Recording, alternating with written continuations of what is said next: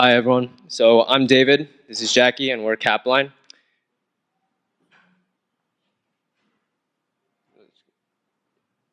So I want everyone to meet Sarah. And Sarah, she wants to run in an upcoming marathon. And she wants to share that journey on preparing, running that marathon. And so let's go over exactly what Sarah has to do to not only complete her goal, but also create a story around it. First, she has to commit to taking photos. Then she has to create a checklist to remember all her goals. Then she has to create a spreadsheet to keep track of her progress. She has to update her friends on how she's doing. She has to uh, find and organize those photos. And then, don't forget, now she has to learn iMovie to remember how to put all of this together in one beautiful story. And finally, after she learns iMovie, she can present that story to her family and friends. So we wanted to streamline that process and help users create a story around their commitment to personal goals. And so Capline is this idea. We kept rebranding, but we'll talk about pivoting later, but Capline about capsule and timeline. Kind of just. So how does a capsule work? Well, Sarah creates a capsule with a title and a time limit. So here we have run a marathon for 40 days. And on the first day or first couple of days, she'll be embarrassed to put up her photos. Maybe she can't run a mile yet, or maybe she forgets a couple of times, and that's okay because the capsule isn't ready to be shared yet. And there are days where she'll forget to upload, and that's also okay because Capline will be there to remind her. At the end of all the 40 days, what will await her is a beautiful product to share with her family and friends.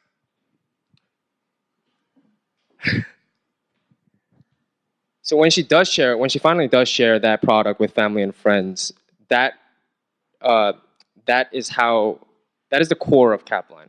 The fact that we're creating a community for people to not only create but also consume stories of progress. So when Sarah shares her story about running a marathon, about her trials and tribulations about running, her friend Jeremy will see it, and Jeremy will also see, well, if Capline worked for Sarah, maybe I can finally get around to lose that last 10 pounds. And so he joins Capline, and it creates this uh, community of people who want to self-improve. And so the way we want to tackle the initial customers are through uh, lifestyle blogs, events oriented towards personal goals, such as fitness events, competitions, and learning channels such as Udemy. And so they're identifying specific markets for self-improvement or productivity or goals was difficult to say the least because there's no one tangible market. But we thought the two biggest sectors that we could target are fitness and education. 30% of all smartphone users use their phone to learn educational content, and 58% of people own a fitness tracking app. It is important to note that people who do own a fitness tracking app, the turnover rate is extremely high just because having an app isn't the end-all solution to filling their need, but rather it's just another app to track their fitness. And so we wanted to create a subscription model, a freemium model of Basic and Pro. And the Basic would have limited capsules and watermark content, and the Pro would have an unlimited capsule and non-watermark content, and just a bigger range of freedom to create their content and share it. And so we thought, well, if this is the minimum market size and we approach it with 1% of that market and get 2% of that market to be paying customers, then we can assume in 5 years a yearly revenue of 15 million. And so we did do a competitive analysis with other companies like Dropbox, Google Drive, Twitter, Facebook, Messenger, even Todoist.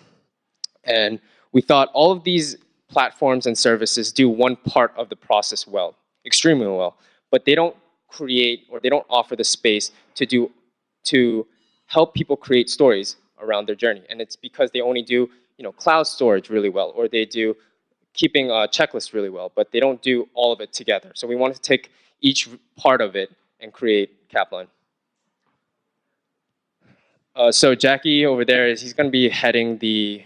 We both wear multiple hats, but Jackie is going to be heading the development of the app, so more of the coding and the technical, and I'll be more of the operations. But we do delve both into UI UX design, but also the coding as well and operations.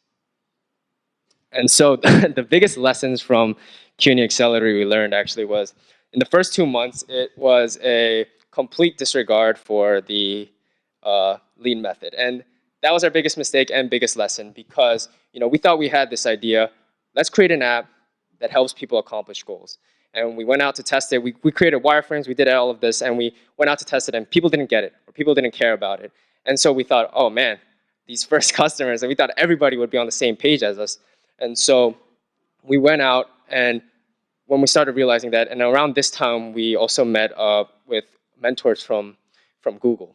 And that's actually who our customer segments were based off of, or inspired from. Sarah, someone who we did meet at Google, and there was also Milo. And we found that, well, we're looking at ages of 18 to 30, people who are familiar using social media, people who want to have a deeper connection with the tools that they're using as opposed to just having sheets and sheets of apps. And we think that's sort of also the problem with having a fitness tracking app where it's, after the first week, how many times do people come back to it? So our biggest lesson was going out and talking to people and understanding this is the value proposition that we're offering. Okay, time's up.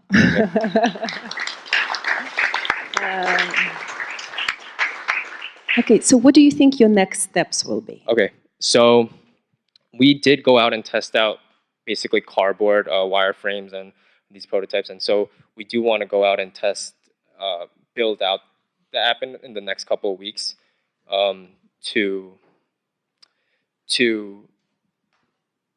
test out the idea like more as opposed to just like non-interaction. And we, in terms of how we're going to that, we're not going to outsource anything because we can both code and design everything. So we use Figma, Sketch to come up with sheets and pages of wireframes, and now we want to really start implementing code. But we didn't want to just create an app and then for it to start over again. Do you feel your team is well formed, or would you like to see someone else on the team? The thing is, like, we did talk about this multiple times, and I remember our biggest question was, well, how many more co-founders do you need? Do you need 3 or 4 co-founders? And I feel like at this point, we were still in the ideation phase, and even now, I would say we're half in the ideation phase and half out. So to say, well, we need someone who's really good at business and not have a product, and then try to push that out into different channels that they have, like, I felt like it's jumping the gun. So you're gonna try to build, right? Yeah. Try to build and get feedback again. Exactly. Okay, and depending on that feedback, then you would decide what your next steps would be. Right. So I would say a lot of the MVPs that we did make were not really tangible products. They were just ideation, and then keep on going ideation. So we started from let's help as many people as possible. Let's help people accomplish their goals. And now we really identified not only our customer segments, but what we offer to them too. And so, yeah. So hopefully the next MVP will be a more tangible product. Okay, great. Thank you.